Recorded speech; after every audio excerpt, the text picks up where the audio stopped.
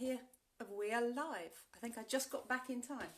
Right, I am just going to do something that my coach does, which I don't normally do, which is find myself on another Facebook device and share this post. Creative Words is live now, that's good. Oh, it's looking fuzzy. Let's share that there. I can see myself, that's very surreal. Right, let's turn that off. And here we are. Ta-da! We are live! We are live, we are live! Good afternoon, Kate Caruth here, your content alchemist with some content gold on a Wednesday lunchtime.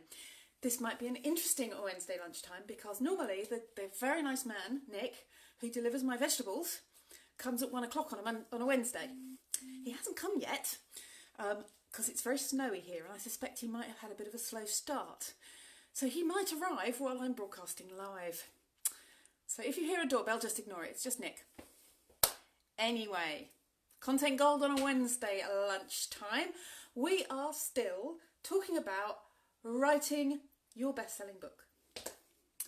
And last time we talked about writing fiction.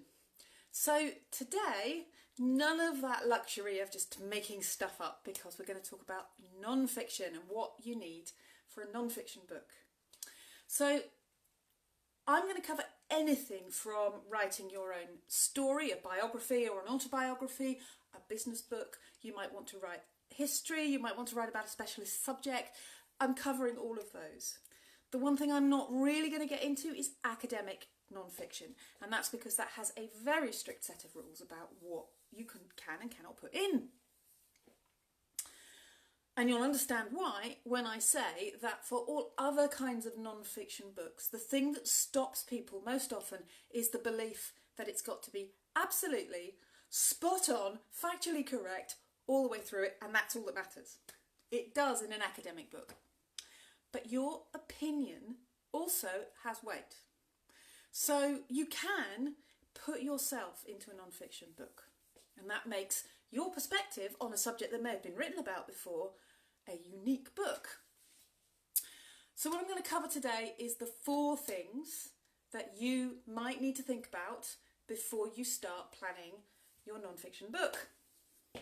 And number 1, this will come as no surprise to anybody, number 1 when you're planning a non-fiction book is your audience. Who are you writing for? What are they like? Are they young? Are they old? Are they enthusiasts in a subject? Are they complete beginners in a subject? So get really specific. I mean, if you can get to the point where they've got a name and you can describe them absolutely. So I'm writing a book for Bob the Builder and I'm showing him the best way to cost up the building of a house, and Bob's done loads of building, he understands where to get his bricks and he knows how to mix his mortar, but that whole costing thing's an alien to him. If you get it to that level of detail, when you write your book, you will write to Bob the Builder. Absolutely to Bob the Builder. And it starts to sound like a conversation, not a list of facts. So get specific about your audience. Secondly, start to understand the outcomes. That audience that you've got, your Bob the Builder or whoever they are, what do you want them to take away from the book? What do you want them to get from it? Are you looking to inspire them with a life story? Are you looking to educate them in a topic, costing of building jobs? Are you seeking to transform their lives in some way? What should they think and feel and do? So at this point, you need to be able to get to a point where you can say in one sentence what someone will get from your book. This will come in good stead when it comes to marketing it later as well. But for example, I want anyone who's read my book to feel confident about servicing their own car.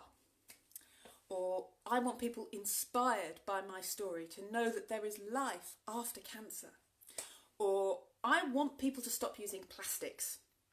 So one sentence that says, this is what I want my audience to get out from it.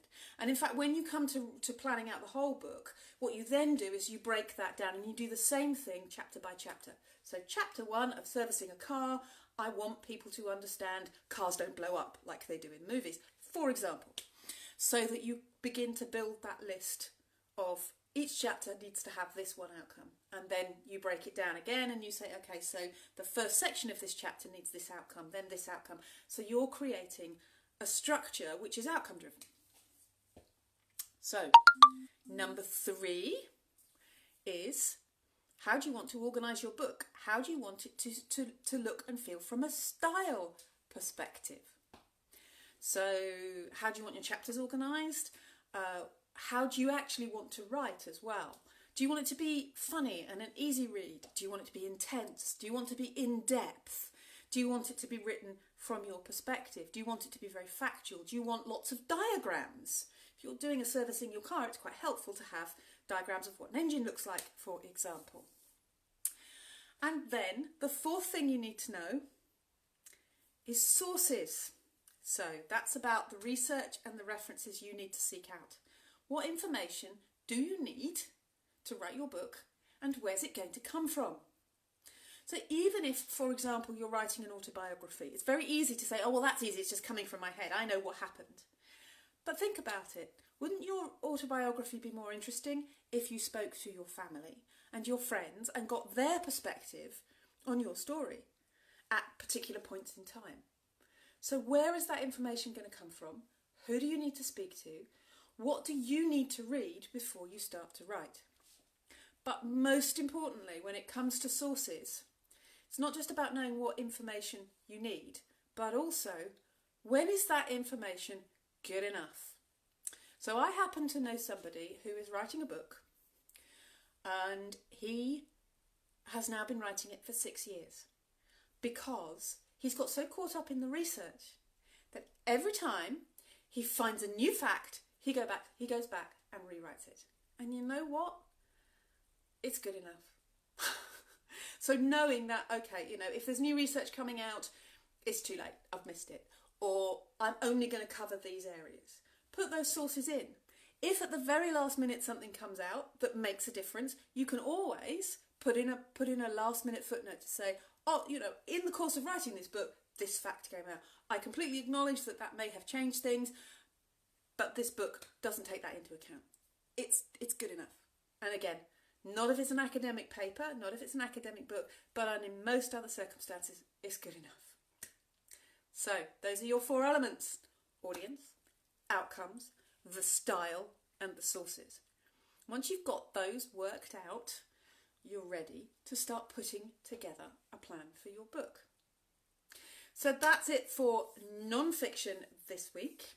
Hope that has been helpful to anyone who's had that thought in their head of that non-fiction book they'd love to write. If you know of anybody who's dreaming of writing a book, then do please share this post or tag them in the comments below, or just ask them to get in touch with us and we'll see how we can help. I will be back in 2 weeks' time and we're going to focus on the next step, which sadly I know you're going to say, shouldn't it be writing a book? But no, that's down to you. You've got to do that bit. But I'm going to be talking about the editing process, the whole mechanics of getting from first draft right the way through to a polished finish. So that's coming up in 2 weeks' time. For now, thank you for joining me and have a golden afternoon.